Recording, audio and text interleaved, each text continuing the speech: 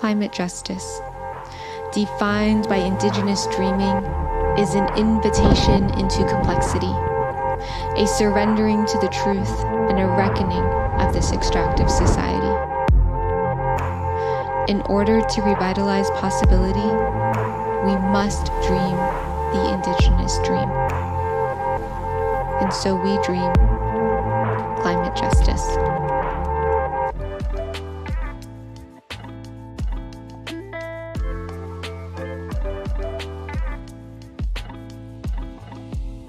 Bijayu Awawa, or Bijayu Yongona. Good afternoon, everyone. I'm Sarah Sunshine Manning, and you're joining NDN Live today as we talk about some really exciting news for NDN Collective, and that is with the beautiful launch of the Climate Justice campaign.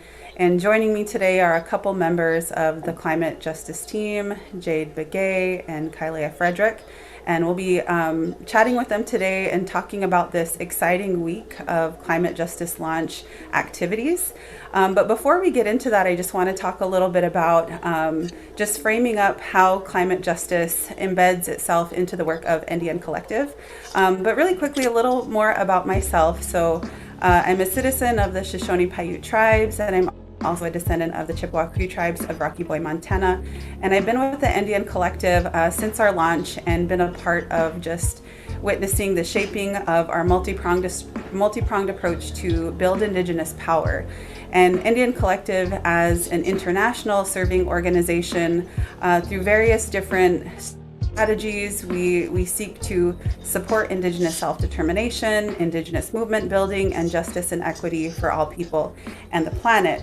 And one of the ways that we do that is through supporting sustainable initiatives throughout tribal communities, throughout Turtle Island and surrounding island nations, and also with a lot of our campaign work. So with us today is Jade Begay, Director of the Climate Justice Campaign, and Kailea Frederick, Climate Justice Organizer, to tell us just how their work supports our mission and how their work in this new campaign is really unique, and how it's going to be bringing an Indigenous-led focus, an Indigenous-centered focus to this time and space that we're in where climate justice is critical. But that being said, I'm going to just do a quick little introduction of Jade and Kailea. And of course, Jade and Kailea, when we get into our conversation, please do feel free to introduce yourselves a little bit more. But starting with Jade Begay, she leads the Climate Justice Campaign. She's Diné and Tesique Pueblo of New Mexico. She leads NDN's climate justice campaign work and brings extensive experience working in climate justice movement spaces throughout Turtle Island and within Indigenous communities across the globe. She's also worked as a multimedia producer, filmmaker, and communications professional working in nonprofit and Indigenous organizations. She has a bachelor's degree in film and video and a master's of arts degree in environmental leadership. And she was also recently appointed to White House Justice Advisory Council under the Biden administration. Really exciting news.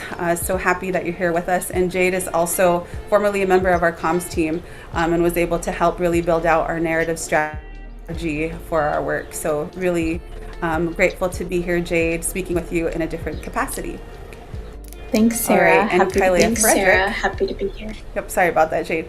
Yeah, really glad you're here. And Kailea Frederick, Climate Justice Organizer, is a mother of Tahltan, Casca, and Black American ancestry. She grew up off the grid in Maui, Hawaii, and feels raised by quiet spaces intimately tied to Hano, our island earth. I apologize for pronunciation there. She's a graduate of the International Youth Initiative Program and a Spiritual Ecology and Boards and Commissions Leadership Fellow. She has been a youth delegate to the United Nations Climate Change Conference twice and currently serves as the editor of Loam and as commissioner of the Petaluma Climate Action Commission. Her prayer is that those on the front lines of climate change and extractive-based industry are able to find justice and peace for their communities. She is currently raising her family on Coast Miwok land in Petaluma. Thank you so much for being here with us today, Kailea. Thank you for having me, Sarah. All right, so diving in a bit to this conversation today. So Jade and Kailea, as members of the Climate Justice Campaign team, have produced an amazing, dynamic climate justice campaign that is for us, by us, and is really different. And throughout the course of this week, we'll be rolling out some really exciting pieces of that campaign work.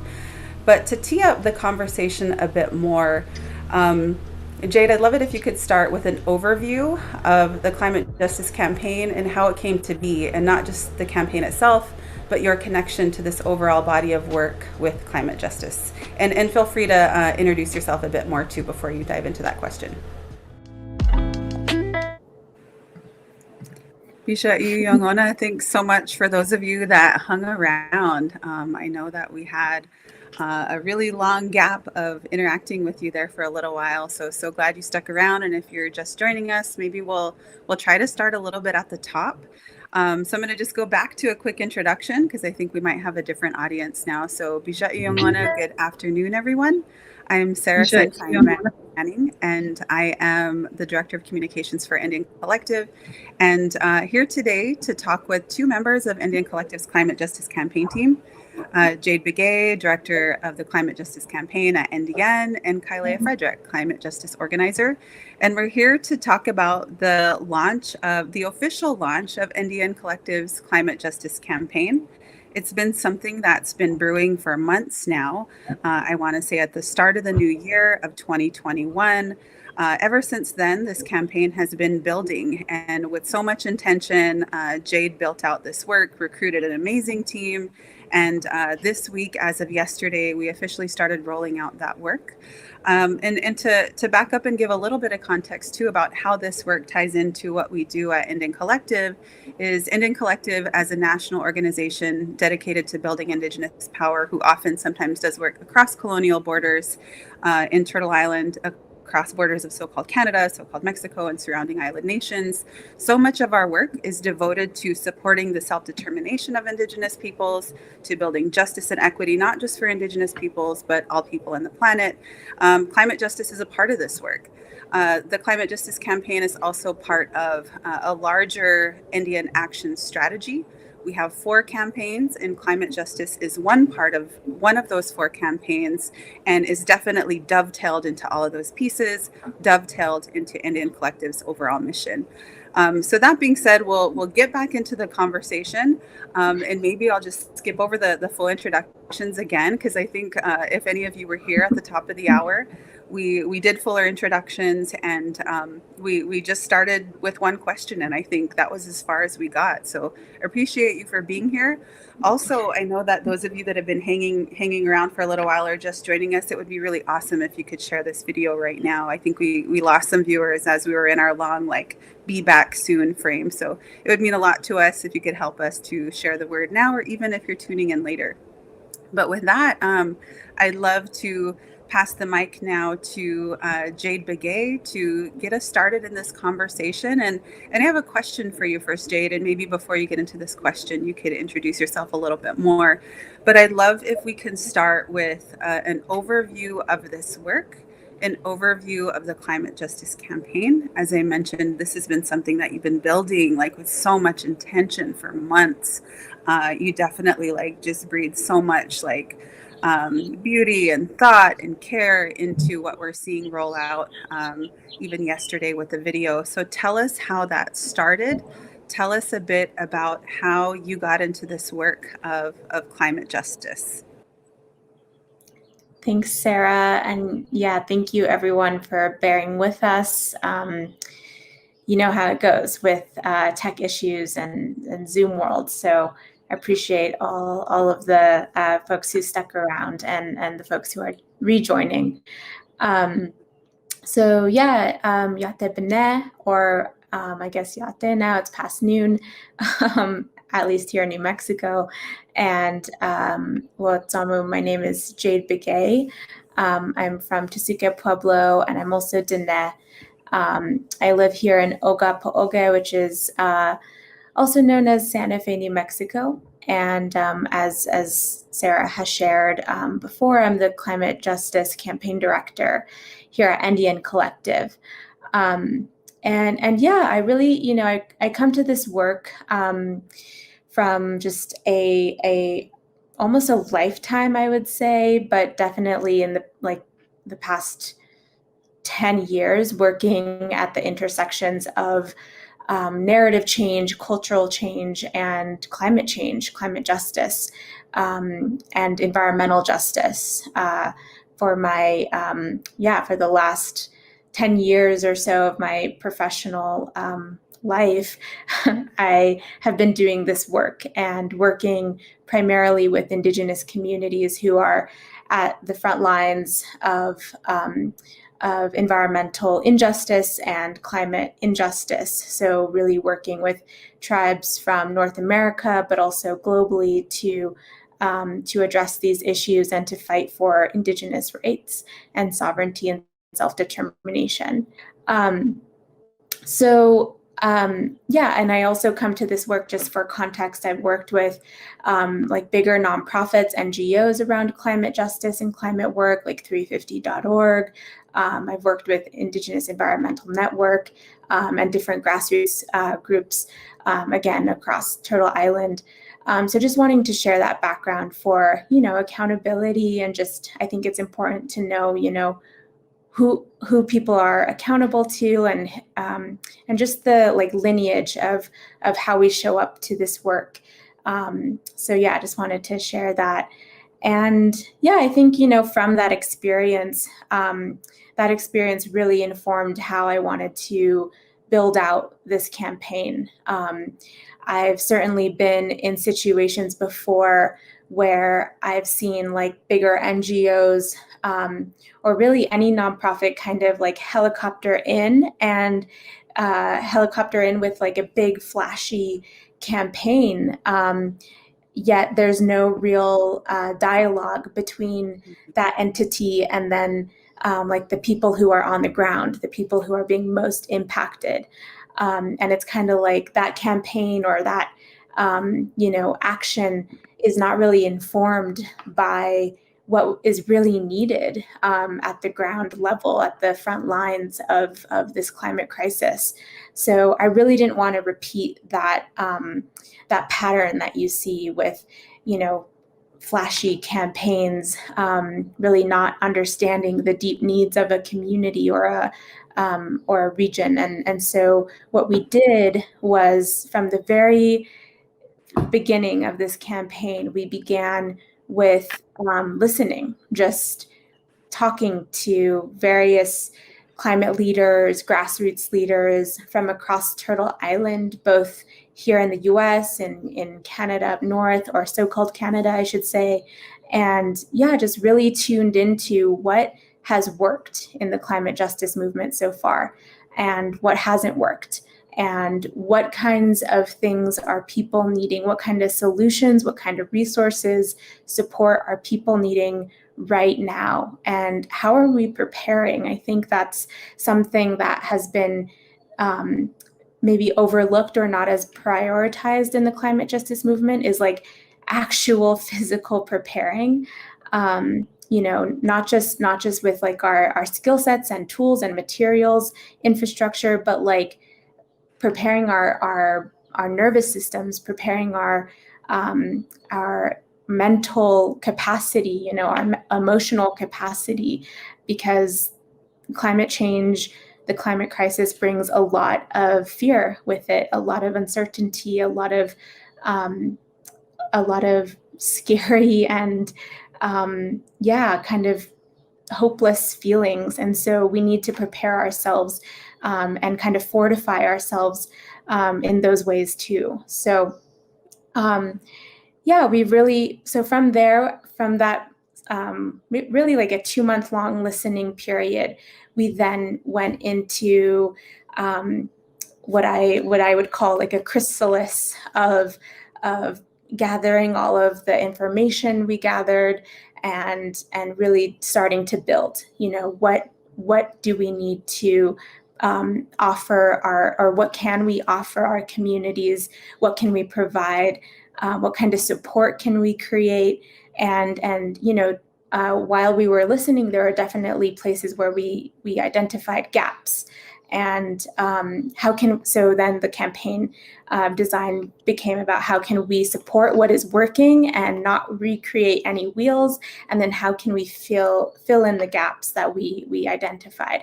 So it's been like 6 months of building. Kailea and myself, for the most part, we've built this campaign together since March, when we brought Kailea onto the team, which was a dream come true for me. Kailea and I go back. We've known each other for a few years, and I've said this before, and it's a little cheesy, but if I could have chosen anyone in the world, it would have been Kailea, and I'm so grateful that she joined our team. So I'll stop there, and we can get more into kind of, what our campaign entails, but just wanted to share that kind of origin story of how we grew and how we built this out. Yeah, that was beautiful, Jade. Just how you shared context about the intentionality, even down to the point of thinking of like our nervous systems. It really shows. The Climate Justice Campaign team released their video, The Indigenous Dream, yesterday. If you didn't get a chance to see it, we'll drop it in the chat for you. And we'll also be sharing it at the end of this show. And at the beginning of this show, at the top of the hour, or actually at the bottom of the hour, we shared a teaser, a 30-second teaser of that. And in that clip, it is really, it's so clear that you put so much care and thought into the narrative, into the tone. Like, I felt like that was like a blessing to my nervous system. Now that you're talking about nervous system, that was such a salve to so much of the heaviness that is in our world today. There's the real fight in the work that we do to build Indigenous power, but we also have to, in that spirit of healing justice, always think of how we're caring for our nervous systems. And your campaign just feels really holistic in that way. And I appreciate that. That's how you guys entered into the space. That's how you came out the gate. Like, it feels beautiful. So I appreciate that so much, just even obviously as a member of the team, but like as a consumer, if you will, of that content. Like, it just felt really good. So happy you're here, and so thankful for your leadership, Jade. I mentioned at the top of this hour too or at the top of the conversation, that Jade used to be a part of our comms and narrative strategy. So bringing narrative, expertise and insight, being a storyteller, knowing how to build a campaign really beautiful. Like, you could see it, like it's just checking off just so many boxes that just feel good in the delivery. So I'm so glad you're here, Jade, and thanks for telling us more about that. And so you mentioned Kailea being the second member of the Climate Justice Campaign team that is also growing. And I know, Kailea, you also bring this wealth of experience as a mother, as just a beautiful human being that breathes life into this in such a beautiful way that you could just feel and hear. Kailea's voice was on the video again, and that was just like medicine for my soul too, like hearing your voice. And so with that, just share with us your connection to the climate justice space, your contribution to this campaign.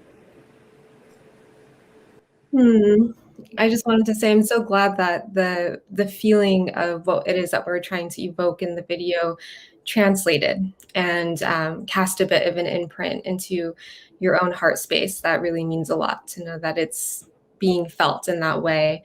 Just to kind of back up, I really do feel that so much of my work throughout my 20s, throughout my adult life, is really grounded in the youth climate justice movement. I'm coming up also on a decade of this being the focal point of where it is that I put my energy, how what it is that I put my time and effort into. I first came into climate justice work. I didn't even have the language for it at the time, but in my home community on the island of Maui, where there was a campaign, a ballot initiative that was to place a moratorium on the company of Monsanto that was for those that might not be aware, there's a lot of testing that happens throughout the Hawaiian Islands year round, because it's year round growing season of bringing together different pesticides and seeing what they do in combination with each other. And these testing sites are in proximity to schools, They are in proximity to people's homes. The runoff, we're seeing, like our honu, our turtles coming up with these like big ulcers on them. So, it travels in the wind. And we were seeing in some of our children's hair that you could actually see the chemical remnants of some of this exposure to pesticide, that, the testing that was happening. And so that was really the first time that I stepped into a campaign. This was back in 2013, 2014. And I, at that moment in time, I just thought to myself, isn't this what you're supposed to do? Or isn't it that you're just supposed to stand for your community, stand for your people? That was really the impetus, I would say, for how it is that I entered into some of this work. But yeah, no, actually, when I cast even, further back into my own personal story, as you had shared in my intro initially, Sarah, I was raised off the grid in a very, very rural part of the island. And now in this moment where it's not the impending climate crisis, but the climate crisis is actually here. Now that I'm a parent and I'm, raising a toddler under intensive drought restrictions in Sonoma County, California, where we've been ravaged by fires throughout the entirety of his existence here on Earth, I realized that this upbringing I had, which was in such close proximity to land and in a continual monitoring of how much water we used on a daily basis, because everything was a catchment system, how much energy, like how much light we put on in the evening, because all of that came from a tiny little homemade uh, electrical system that my father put together when in this 1970s, before this was like a thing that you could just go and buy like solar panels. I realize now that so much of this work is actually grounded in those perspectives that my parents really, really ingrained into me, which is that we have to be in a daily relationship with the earth. And also that there's another way to understand ourselves outside of just being a consumer of natural resources, and that there's actually a whole enriching way that I think we all have the opportunity to feel in that close proximity and that close relationship. So that's a little bit about some of my origin story, and definitely some of the heart that I'm bringing into this campaign work.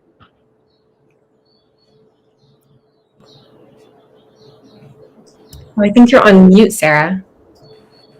Thanks. So a heads up for folks tuning in that there will, throughout the course of this week, be many more conversations with Jade and Kailea on Instagram Live. We'll be rolling out some graphics that let you know those dates and times throughout the week. So you're going to hear so much more from them, and they're going to be having a lot of really great conversations with leaders in the climate justice space, Indigenous leaders, Black allies, and just really digging into a lot of this conversation as well. And just wanted to plug that really quickly while you're here. So backing up a little bit into this concept of climate justice, I wanted to spend some time really rolling out what that means. So to Native people, to Indigenous people who are still even like really connected to their culture and the land, this concept might seem a little elusive, or a concept or a phrase that wasn't necessarily deriving from our own communities. But if you break it down, of course, like Indigenous people have been doing this work of climate justice in many different ways. And at NDN, since our audience and our constituents are our own people, from urban natives to Indigenous people in their home communities, fighting on multiple fronts, and of course we love and appreciate and value all of our allies too. But thinking of how to break down this complex concept in really digestible language. Maybe the two of you can break that down for us. Like, what is climate justice? What is climate justice? What does that mean for Indigenous people? And then lastly, so it's kind of a three-part question, what excites you as an Indigenous person being a part of this work? So we'll start with Jade on that one. Awesome. Thanks, Sarah. I'll try to remember all the questions. I might need a recap, but I think just tackling the question around what is climate justice. That was actually, I think, a question we really wanted to untangle or grapple with in the build out of this campaign, because it is elusive. It is, I think for the most part, the narrative of climate justice has been really spearheaded or maybe co-opted by non-POC or non-Indigenous organizations or NGOs. And so I think, for the past, if we can reflect on the past, maybe like 5-10 years, the climate work that maybe comes to mind is marching. It's the People's Climate March. It's these images of people, holding rallies at banks or against the fossil fuel companies. But I think we have a different vision for what climate justice is. And we're really here to share that with everyone. So excited to break it down.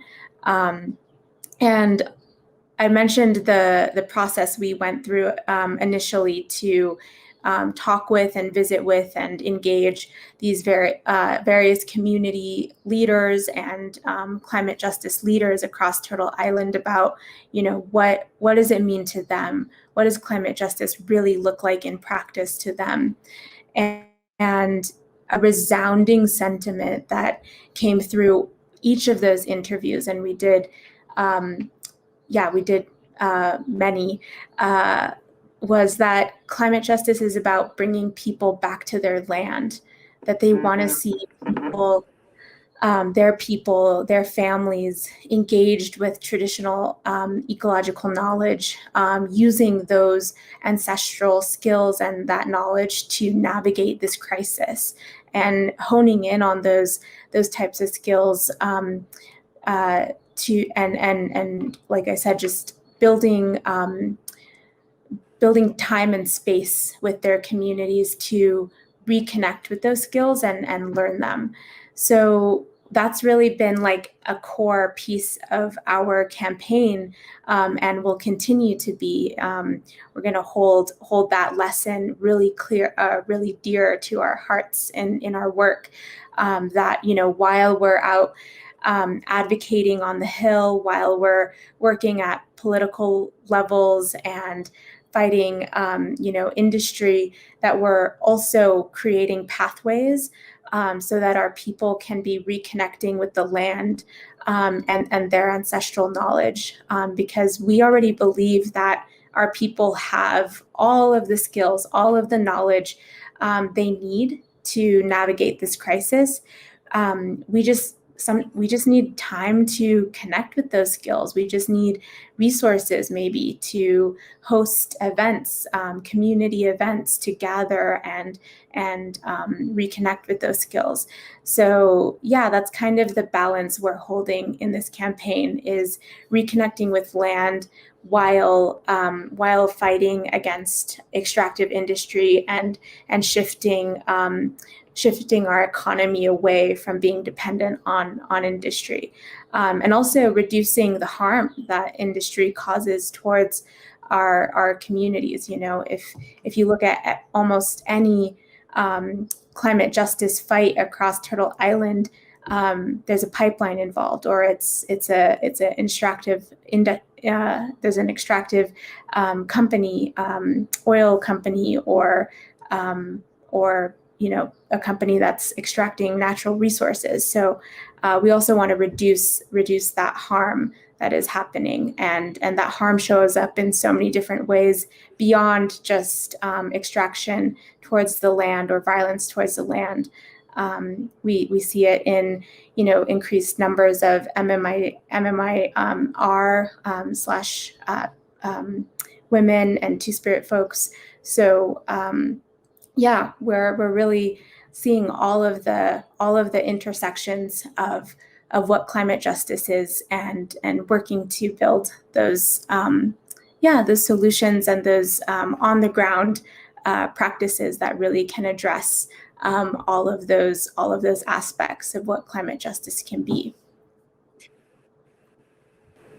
That was great. Thank you, Jade. And Kailea, anything to add there? Like what comes to mind for you when you think of just breaking down what climate justice is? Mm-hmm. I feel like Jade, you just gave such an incredible, thorough answer and response there. But what I really want to hone in on is that because our identity as Indigenous peoples is so bound up with land, for me, climate justice is really just about the opportunity to be in relationship with our land, and how that actually leads to our liberation as Indigenous peoples. But I think it also extends beyond Indigenous peoples as well. I want to say that I think most people, when they have and are given the space and the opportunity to be in relationship with land, that gives a whole different perspective and worldview on what it means to walk through the world, what it means to step away from ideas of entitlement, perhaps, or ideas of extraction, ideas of capitalism that so often, I think, hound so much of the spirit of this society. And then the other thing that I wanted to get to is, thinking about climate justice and all that, the injustice of the fact that many of the people who are experiencing the impacts first and worst are not really those who set them into motion. And so for some of these tangible reality checks around migration, around displacement, reallocation, needing resources in order to fully prepare their communities, that those resources are given freely and with ease, instead of oftentimes the huge amount of the fight, in order to even be seen or heard in what it is that our communities are experiencing and going through. So I think of, like, less of the fight is actually, I think, what climate justice should be. Even though the irony is that so much of this work, the climate justice movement, is the fight. But I think true justice should not be us having to continuously pound at the doors. It should be that we're seen in our humanity, and that we're deserving, and that our communities are deserving of being supported through a very, very big moment of change right now. Yeah, and I think, to your second question, Sarah, about what excites me about this campaign, and I think, I hope I can speak for our team, but I think we, to build on what Kailea shared, we're really excited about the opportunity to lean into that, what we referenced in our video, and some of our initial launch materials about dreaming the Indigenous dream.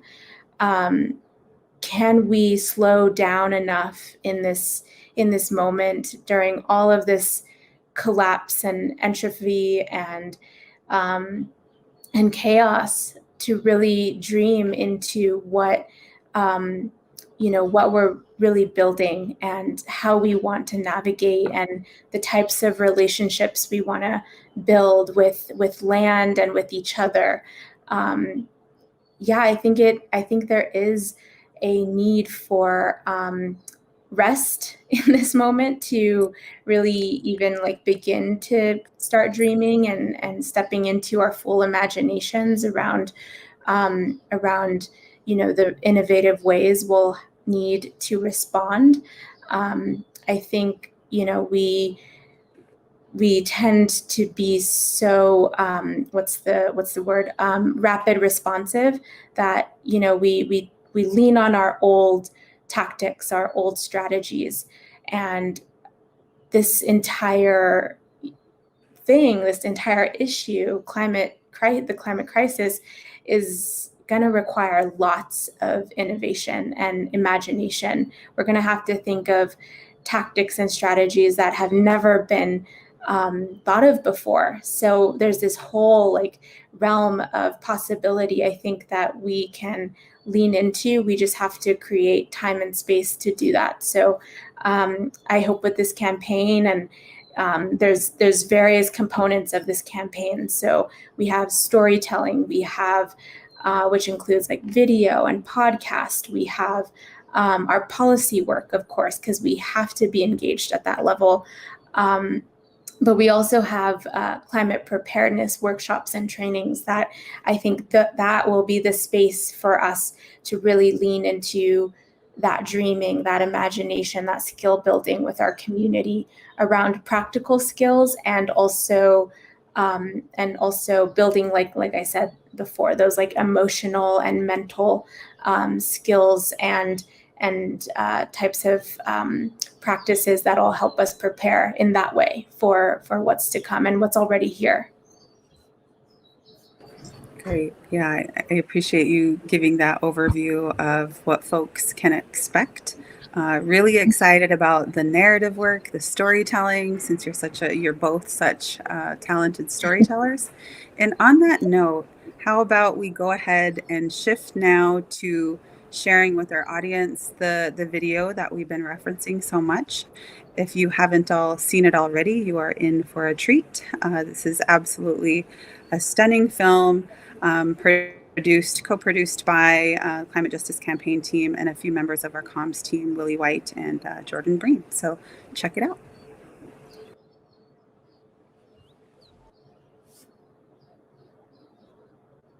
Us around a curve that has been shaped by millennia of icy water and sun.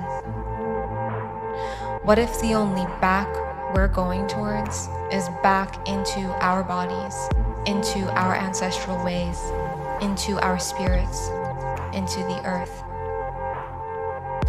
What if we could imagine again, dream again? Climate justice is our dream, our balanced future taking shape on the landscape of our hearts, minds, and bodies. Climate, an English word meaning region, part of the earth, or slope of the earth, has come to be our way of thinking about the future. Climate asks us how we want to weather the future. It's about the rain, the heat, the sun, and the wind. Climate insists on humility as we welcome change, demands we bow in reverence to our grief and rage as we migrate, adapt, and innovate. Climate is the understanding that these weather realities shape how life unfolds down here on the surface of the earth, what becomes and what falls away. Justice, from Latin, meaning righteousness, equity, upright, just, is a question, a spiritual imperative to find alignment between action and grounded connection. It begs, we reckon, with the centuries of inequity within ourselves, so we may move with integrity and our dignity fully intact. Wrestled back from colonization, settled back in our bodies, settled back on our land. Climate justice is our vision that teaches us how to move in honest and bold ways, connected with what is occurring everywhere, in all of our homelands and communities, down here on the surface of the earth, under the forces of unknown weather. In this moment, we must dream the Indigenous dream. And so we dream climate justice.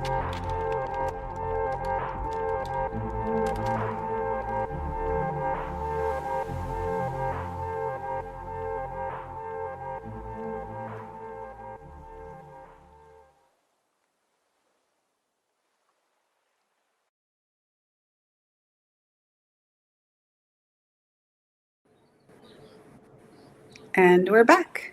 That was absolutely beautiful, amazing work on that storytelling and giving us a preview of what this campaign will be like and what we can expect. Just such beautiful imagery, sound, narration, just gorgeous. So thanks so much. This video is also on YouTube. If you check out Indian Collective's YouTube page, we also posted to Instagram. So definitely give us some love and like and share there. And much more storytelling to come from this amazing team. So an extra special shout out to some members of our team who helped to produce that film as well. So shifting to some of the other things that we alluded to a little bit before sharing that film, and this was some of the lessons that you both have learned. You both have this really rich experience already being involved in climate justice work, and of course bringing in your own lived experience as Indigenous people being in those spaces and just living your lives, being connected to land that means something to you. If each of you can share some lessons learned from that work that you're coming into this space with, what are some of those lessons learned that are really shaping how you build out this campaign and pursue climate justice? And we'll start with Kailea here. Thank you for that question. Appreciating the opportunity to reflect in real time with you all. I think there's a few things that immediately come to mind, especially when I kind of go back, a decade, and I think about what the movement, how it, felt and looked publicly to me then, in the moment when I was invited in, and thinking about how important, narrative is and our ability to storytell. I definitely, a large part of how I've engaged in the climate justice movement over the last years has been through communications and storytelling work. I do editing with an independent publishing space called Loam. We're an arts and environmental publication, independent publishing zone. And so much of what we have been honing in on is the invitation. How is it that we invite people into this work? Because it is hard work. And how is it that through the invitation, we are setting ourselves up on the back end to really be restoring people at the same time, to be inviting them into something that is has the opportunity to fill our senses. I there has been such a critique, and I have felt this, especially, when I think about where we have come from, there's always this, like, it's so crunchy looking, or the feel like it's just okay. And so much of how, I want to be in this campaign is in the invitation, is really in reminding people that what we're actually doing is connecting. We're connecting with ourselves, we're connecting back with our communities, and we're connecting with our lands. And the experience of that is actually beautiful and profound. There's that opportunity for beauty in there. And the other thing that I want to name is moving at the speed of trust, and how absolutely critical our organizing stays in terms of relationality. I have considered myself a relational organizer again before I even had that language, but consistently thinking about how I tend to those that I'm working with, how it is that I'm checking in on, how it is that I am being a team member. And that is something that I really want to, that's, something I want to continue as we invite people in, is reminding them that this work is actually about building strong, deep relationships, because at the end of it, that's actually what's going to get us through. When we are in evacuation mode, or when we are, we're going through the rolling blackouts, as we also do here in the Bay Area, it's actually about who you know in your surrounding communities, and how it is that we're coming outside of our homes and putting our hands out together and saying, I'm here and you're here. How is it that we're going to make it through these next few days? How is it that we're going to make it through raising our children in truly unprecedented times? And so those are some of the lessons that I'm bringing forward in terms of what I've seen hasn't worked, and also how I feel when I'm in this work, truly grounded in relationality with others. And I'll pass it over to you, Jade. Thanks, Kailea. Yeah, that's such a core piece of what we're trying to embed in this work. Was there just checking, Sarah, was there a second part question? Should I build on that? Sure. So just general lessons learned and how you're bringing those lessons into shaping out this campaign really differently, how it's different than some of the spaces that you've been in where you've seen some of these missteps or things that were just observances that you made as an Indigenous person that just didn't feel right in some of these experiences that you've had in climate justice movement work so far. Great. Yeah, thanks for repeating. I think, there's a lot. I know I mentioned earlier this kind of pattern of building campaigns or strategies that really aren't informed by like the grassroots, the community that is experiencing the impacts first and foremost. I think that continues to play out. I think that continues to show up in movement spaces, even beyond climate justice. So I think just really holding that critique and that feedback that has come from communities really near and dear, and really working super hard to not perpetuate that pattern. So just continuously being in touch with those communities as we build a plan, as we talk about policies, and do they actually work for people? Do they actually address systemic issues that we know are the core of why climate change is happening? Capitalism, white supremacy, those big issues. Does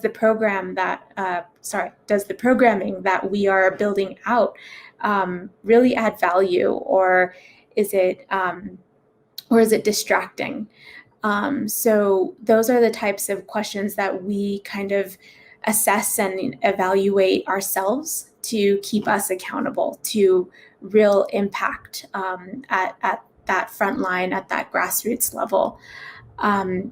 I think just, another thing, and this is me now like wearing a little bit of my comms narrative hat, just the erasure that we've seen in movement spaces of frontline stories or Indigenous stories. I think, let's think about like, and not only erasure, but the tokenizing of our voices that we've seen be so prevalent in the environmental or the climate justice movement or spaces. We're often brought in during a crisis. We're often brought in during a disaster, or I think we can say that, oftentimes when we hear an Indigenous voice, it's about when we're under some type of like victimization, like Standing Rock, or when we're under attack. And I think that's important. We need our voices to be elevated in those moments, for sure, of course, but we also need our voices elevated when we're thriving, when we're building and creating solutions that work, that are solid and true and tested, like community-based solutions. We need those stories amplified more and more and more. And so I think that's another aspect of our campaign, that we want to focus on the positive stories and the stories of strength, how we're really dealing with this crisis in courageous and brave ways and smart ways. I could go. We haven't even began to talk about the people in our network who are leading solutions, and just to say, climate justice is not the only part of NDN Collective that is doing climate justice work. We get to hold a lot of the advocacy, a lot of the climate justice programming and storytelling, but I would even go so far as to say like climate justice is just embedded in NDN Collective. Our dear friends over at NDN Fund, which is a impact investment arm of NDN Collective, they're doing amazing work to give loans and to give investing over to Indigenous entrepreneurs or Indigenous community leaders who are building regenerative agriculture solutions, who are building community-owned renewable energy projects. So yeah, we're involved in many ways in this type of work, but that's just it too. I think the way NDN Collective has been built or built out is a multi-pronged approach to really address all of these issues, and I haven't seen that model before. And I think that's a model. What we're doing is a model that can be replicated, and that should be replicated. NDN Collective doesn't need to be the only collective doing this work. I hope we're just an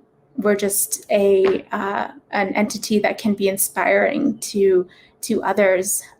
So yeah, I really appreciate the way that we're building power in really driving resources to the front lines, to the grassroots, so that we can be really building those solutions on our terms, without dealing with gatekeepers, without dealing with white supremacy within the philanthropic world, the foundation world, and really just, trusting our people to lead. I think that's something I see NDN Collective and our team doing way more than a lot of organizations that are out there. Well, just hearing that perspective too, and even hearing your lessons learned and what you're bringing, it makes me really excited to see each piece of this campaign. And there's obviously the launch where you're introducing the campaign with this really dynamic rollout of content and storytelling. But then there's the campaign that continues for months and years, that we see on the policy level, the organizing level, the direct action level. And so we're going to continue to see this unfold and blossom. And I'm excited, considering the things that the two of you both named, everything from relationships and how, in this world of capitalism and even just feeling like we constantly have to either be productive or working hard or moving fast or making a thing is why we're even in this position in the first place. And so that you're bringing a totally decolonized, flipped, way of entering into the work. It doesn't feel like that extractive go. You were obviously able to produce a beautiful campaign and do a lot of work behind the scenes, but it wasn't at the expense of those relationships, because you didn't operate in that go, extract, produce, make it happen.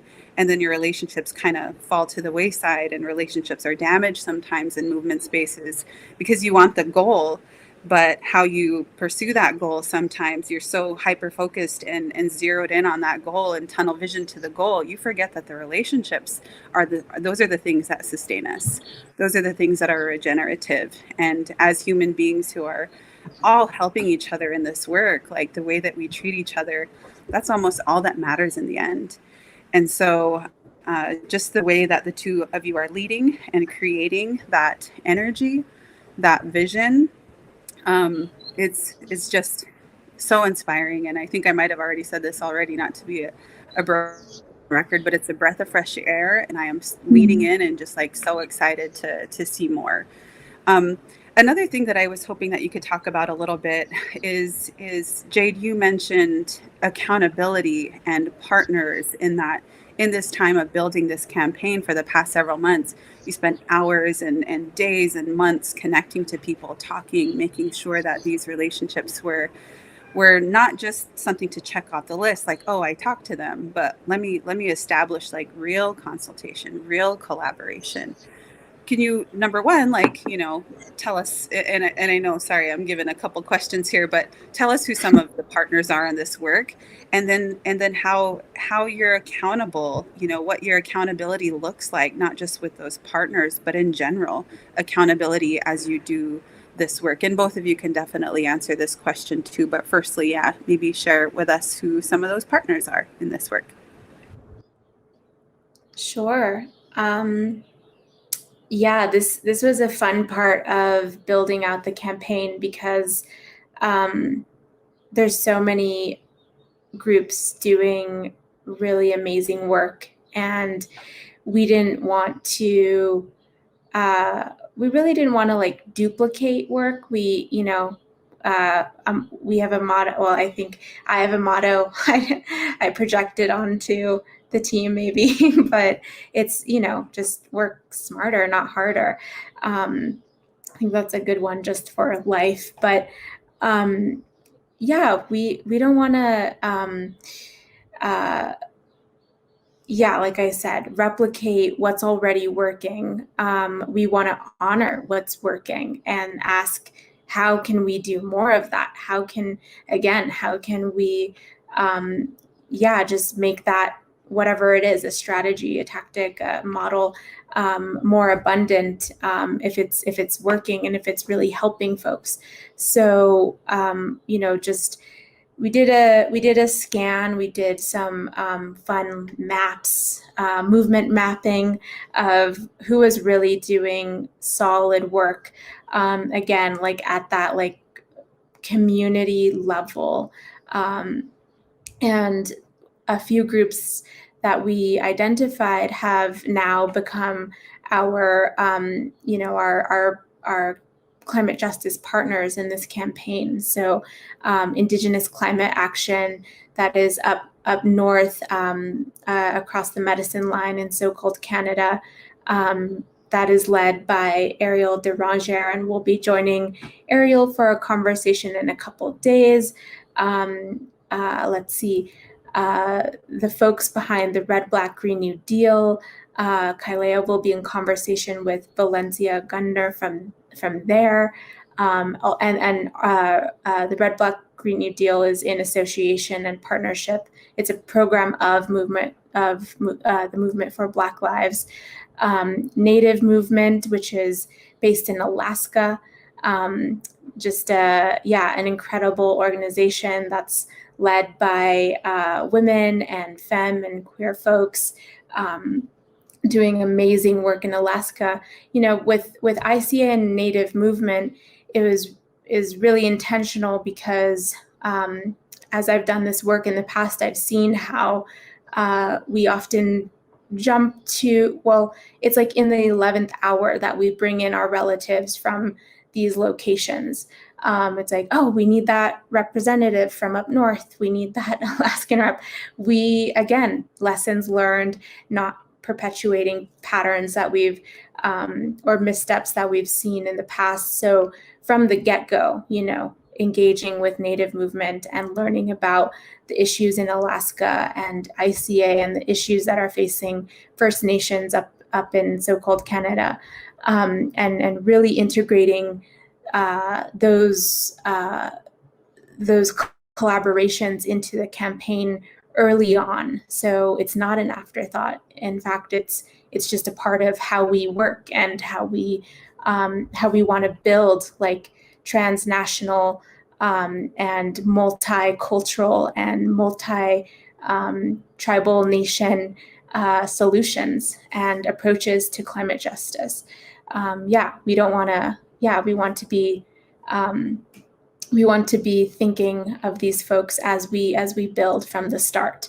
So that's what we did. And then of course there's ITEP, which I always space on the acronym, but maybe that's where I can pass it to Kailea to share. Let me just, I'm I'm so sorry that I'm spacing out the acronym, but ITEP, who does amazing research on climate work happening within Indian country and works with tribes to build climate adaptation plans. So even working at that like tribal governmental level to identify how can we build education and awareness with our own tribes, because I think that is another place that or another area that gets forgotten in the climate justice movement and the environmental movement. We think, you know, tribal councils or governments are too rigid or, you know, to this or that. And again, it's just about like, how can we extend resources and time and capacity to build education, to build awareness about what these issues are and build capacity. You know, oftentimes people just don't know what questions to ask. People just don't know what, you know, what resources there are to access to be able to build the climate plan, to be able to invest in infrastructure. And so we want to be there as support, you know, alongside our partner, this organization, to support tribes in that way and tribal leadership in that way. Do you want to say anything more about that, Kailea?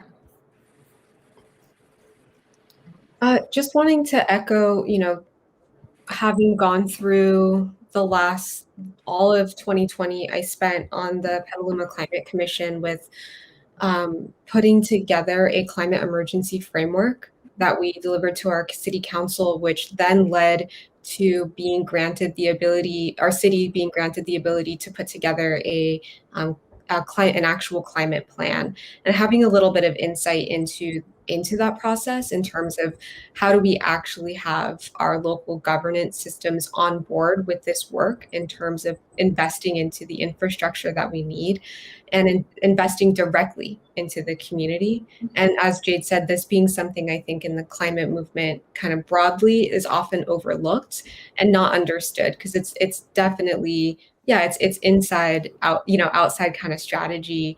And I think we're so often used to positioning ourselves on the outside. But having sat in there, now understanding how critical it is that we have representation in those spaces. And in terms of the work that the ITEP initiative is doing out of the Northern Arizona University, how absolutely critical it is. Oftentimes, you know, these adaptation plans that communities need support with putting together, they're really expensive. It's expensive to hire a consultant. It's expensive in the amount of time that it takes. It's expensive in just resources across the board. And it's not necessarily an easy process. And so much of the work that they're doing is almost like an onboarding of tribes into getting them their adaptation plans put together. Because once you have that adaptation plan, it opens up a whole other avenue of funding and potential investment and, you know, into tribes on the ground. And so just wanting to say that we partnered with them because this work is critical. When we kind of assess, you know, it's like there's the anti-extraction work always, you know, there's those like on the ground fights for, you know, against the pipelines. And also our communities really, really need to be prepared. And so what is it that is going to make that possible, so that it's not just, you know, like one little neighborhood here trying to band together, that it becomes an overarching lens that our governance systems are viewing our, you know, everything through. So just wanting to affirm that like that work is critical. And I feel really, really grateful for our partnership with ITEP and just all the brainstorming we've been employing already in terms of how we support more tribes in getting that support from them and getting their plans put together. Because you know, at the end of the day, we need investment as well. So it's a way to signal to the federal government that we're ready to be invested in and take funding. And just for reference, it's Institute for Tribal Environmental Professionals. They're the partner that we're talking about. Great. Yeah, I appreciate hearing all of these amazing partnerships, because those partnerships are accountability, and it's not just, again, for the sake of saying, we're in partnership, but it's like real true partnership in that, these conversations in this base building over the past several months, obviously took feedback from all these partners as well. And so shifting to the next topic, I was hoping that the two of you could expand on a little bit more, noting that, these partners helped to shape this narrative, helped to shape this vision. It was, this building, this bubbling under the surface that nobody got to see, but now we get to see it. And so now hearing who those partners were, like, I think of them, and I think of Native movement. I think of who they're accountable to in so-called Canada, and that, so your overall relationship to not just these organizations, but all of their communities who they're accountable to is really beautiful to imagine. On the narrative note, though, there's obviously so much more that's going to be rolling out this week, and narrative being such a really critical component of campaign work. Share with us, some of those underlying values and creative narratives that excite you most about this vision of NDN's Climate Justice campaign. And either one of you can dive in on this one first. Let's go with Jade. Let's just make it easy. Sorry. Yeah. I think underlying values that excite me about this campaign are just this question that we asked it's the first line of our video. What if the best times are ahead of us? For me, that question is really rooted in abundance, in an abundant mentality, and trying to embody that during this moment where we're seeing the ocean on fire and where we're seeing ice quakes up north in the Arctic. It feels like an impossible question to begin with, because how could the best times be ahead of us? It's already so dark and grim. But if we're able to, again, just rooted in abundance, rooted in the idea that we can thrive in the future, we then make it so that can be, right? That's why we are here. That's why we're organizing. That's why we're doing the inside outside strategy, so that we can have that future. It might be harder. It might be hotter. It might be more scrappy, and we might not have like all the amenities that we're really used to right now. But what if we're closer? What if we're in healthier relationship to each other and to the planet? What if there is more harmony? And that's sort of what that question is trying to evoke or get us to be thinking about. Can we lean into abundance and really imagine what it would take to be in a place in the future where we're actually better, because we've built solid relationships with our neighbors, because we have climate plans, and we've built the muscle to respond, not in rapid urgency panic, but in grace and ease. So that's kind of one value that I think I feel most excited about. What about you, Kailea? This made me think of the podcast that we're about to share, in a wider way across our platforms today. But when putting together the podcast, we were thinking, what is it that we're trying to bring here? And as Jade had already mentioned, neither of us are trying to create more noise for the sake of noise. That's never our intention with any of the content that we are putting energy into, one, like having to create, and also putting out there publicly. And the thing that came back to us is wanting to expand the perspective, and also expand the idea, or the identities that people hold in terms of what it means for them to be a part of the climate justice movement, in terms of them to feel like their work is seen and valued and that there's a place for it. And so for me, that is so much of, one of the values that I'm infusing into this campaign and into this narrative going forward. I already touched on how important the invitation is, but I keep waking up with these words. I think it was after the heat dome that hit the Pacific Northwest, the town of Lytton, that had the 2 or 3 days of heat records breaking, and then it burning down on like the third day in a 15-minute span because of the lightning storms. In that week where I really was like, it's here, like we have crossed a point in time, I kept waking up with the words in my head. um, I am strong enough. I am brave enough. I am smart enough to do this.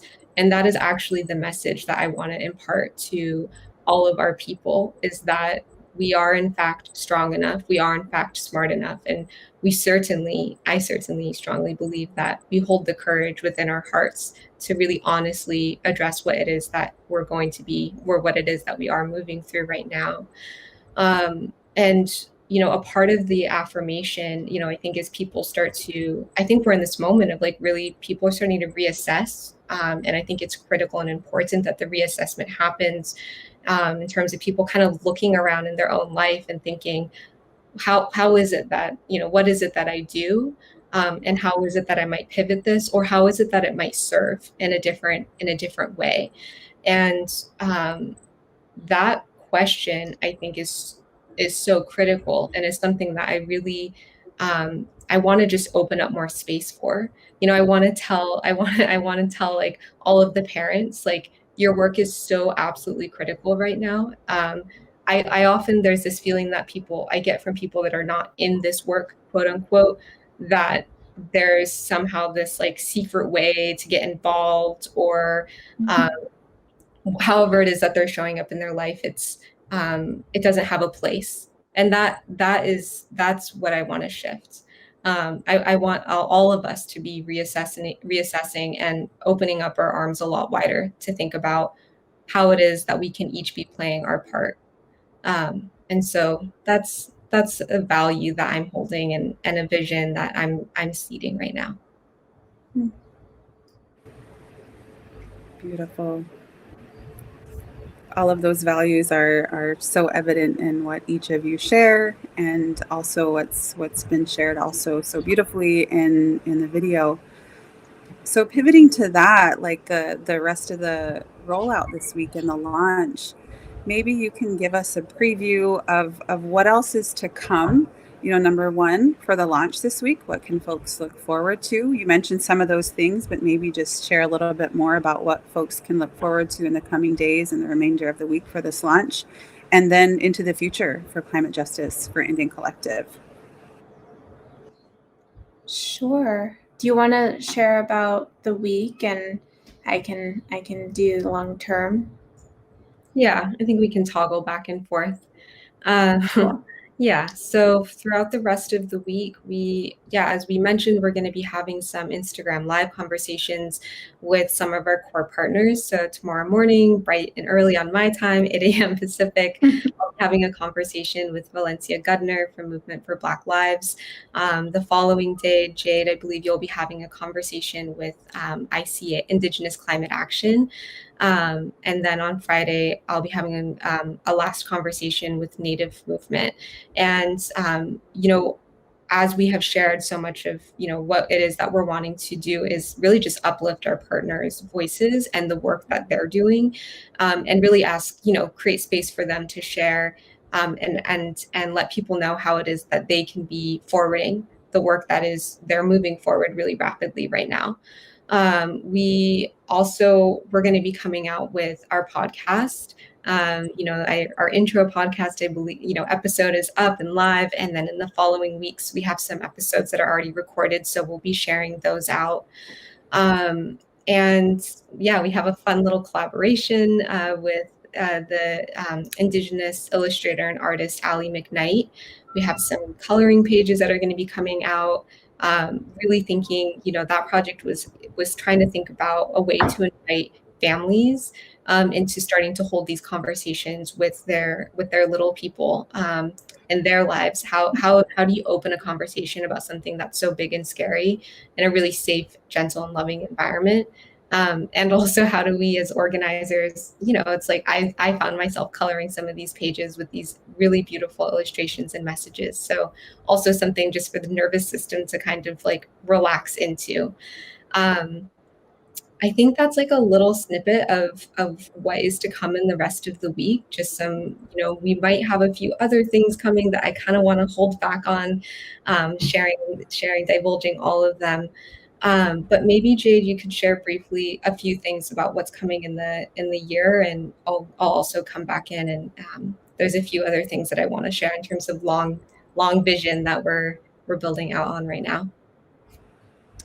Sure, yeah. So back in February, we, I believe, February, March, April, like there was a lot of movement and mobilizing around Dakota Access pipeline and shutting the pipeline down for good.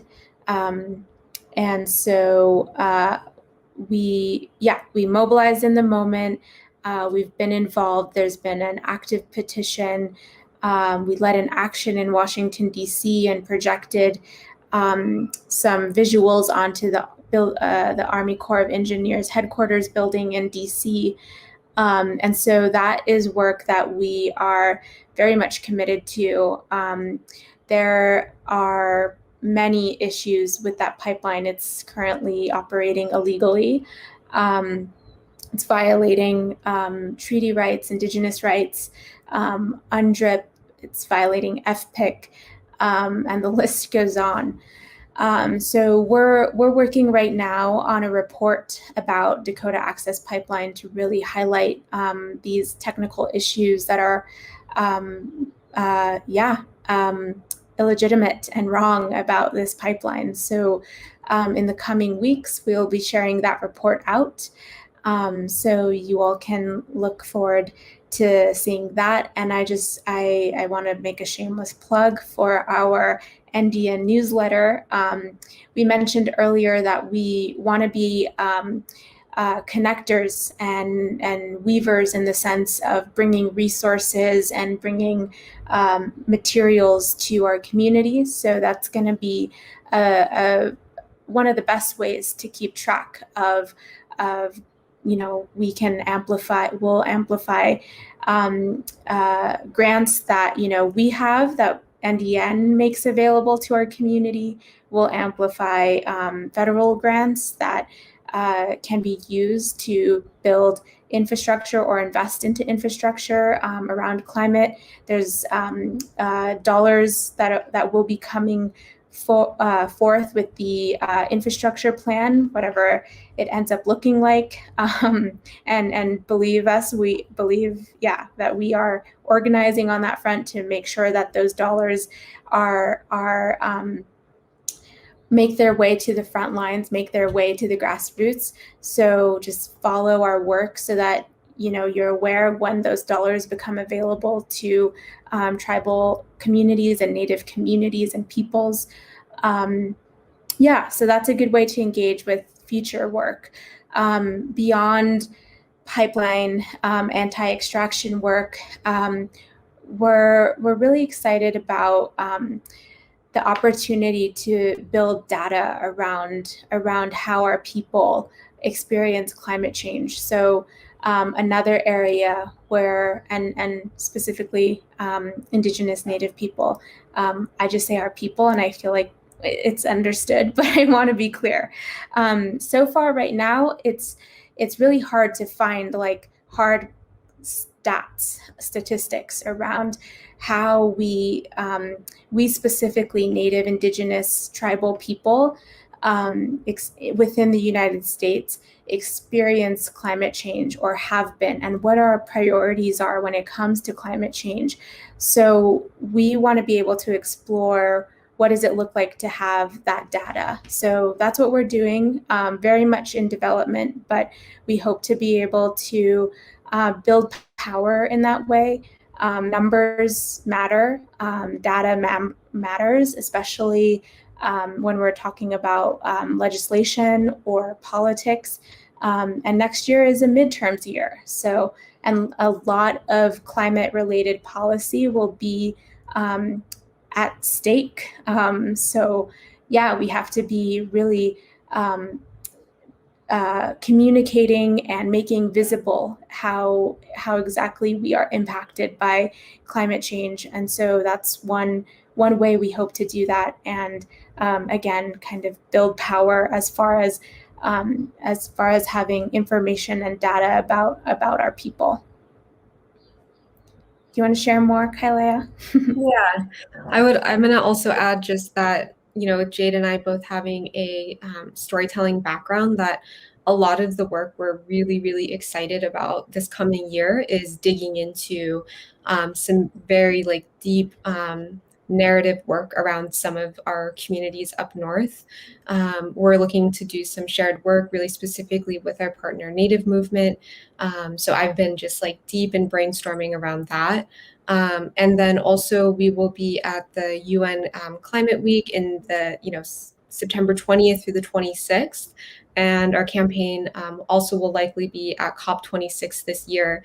And we're in the middle of putting together a small publication that we'll be bringing to both of these events that feature a real kind of, I would say, deep dive into the climate justice movement as it stands now, with an opportunity to openly address false solutions and then dig into actual solutions, such as investing into Indigenous communities, investing into our Black relatives and their communities, investing into the youth, and then a bit of an overview around some of the frameworks that are forthcoming right now, like the Red, Black, Green New Deal, like the Breathe Act. So it's a whole. This is something that we're truly in the midst of putting together right now, with a whole bunch of our different allies and partners, and I'm feeling really, really excited about that. So that'll be released in September. And the other thing that is going to be forthcoming in spring of 2022 is our campaign's actual policy platform, which is something that we'll be developing out with our policy director, Lucia Maddox, who's here at NDN Collective, who is so incredible to work with. We're really, really lucky to be able to have her. She brings so much energy and so much brains. She has such an amazing mind. But we're looking forward to building out, a proper policy platform that very clearly articulates our way forward through our lens, and some of what it is that we're actively supporting and backing, so that we can be a real clear directive to our broader network in terms of starting to get really politically engaged. Because, as Jade had touched on, our vision is really about getting people back into the relationship with their land. But we also both hold this understanding that we need to be also very actively politically engaged at the same time. So that's some of what it is that we'll be building into. Looking forward to all of that and seeing all of the love in the chat, and just want to acknowledge our viewers here who have stuck with us or joined us a little bit later, or maybe watching after the fact. We see your questions, we see your remarks. Thank you so much. Definitely some excitement for your storytelling and media, and appreciation for your thoughtful voices and intentionality in what you've shared with us so far. I know I'm also looking forward to those coloring pages. I'm definitely into the release and moment to just, exercise our creativity, even if it's coloring within somebody else's lines. It's like such an important part of our humanity, not just for kids, but adults. And so thank you for giving us that space and that opportunity. And thank you for thinking of our young ones in those coloring pages. I know that I'm excited also to share some of those out with loved ones too. And so even in just like the splash of information that's coming in this first week of launch, like you can tell you're thinking of so many people. Like there's a lot of pieces here, but you're thinking of so many different audiences and so many different threads. And so just to wish you both continued care in your work, like care or healing and rejuvenation and support of whatever is meaningful to you too, and that you also get back what you've put into it. I know this has been a haul creating all of these beautiful things, and I can't wait to hear the podcast, all the things too. So I'm just as excited and fangirling as much as our audience in the chat here. But with that, I also want to say, too, that there's going to be many more conversations. You're going to get to hear Jade and Kailea on the podcast. You're going to get to hear them on IG Live. So we do see the questions. We're tracking your questions. But unfortunately, for the sake of time today, we're not going to be able to get to all of your questions here. But just promising you we see them. As you've heard here with Jade and Kailea and how they framed up their campaign, they're all about listening to the people. And so appreciate you. You are all why we do this work at Indian Collective. But with that, to close out, I'd love Jade and Kailea, if the two of you can share just some closing thoughts for our audience here, just kind of recapping, your excitement and what's maybe just a little teaser of inviting folks to get involved. So we'll start with Kailea. Just any closing remarks that you have for our viewers and our audience and our communities. So regarding, there's a few different ways. So just wanting to name that regarding the podcast, we're really open to pitches. So please, if there's someone that you feel we should be talking to, maybe it's you, please reach out to us. I think, we're really, really wanting to just like open that as a community container. We also are putting together supporting workshops happening in different regions that can be based around climate preparedness and also just like practical skills like seed saving. And so we're really open to ideas and pitches regarding that as well. Like, is there a workshop that wants to potentially happen where you live? Do you have an idea? Like, we would love to hear from you. That would be another great thing. And also wanting to name too that we have this new webpage that just launched yesterday, and I was just trying to look for it. I'm wondering, can one of you like chime in and let me know if it's NDNClimateJustice.org? Is that right?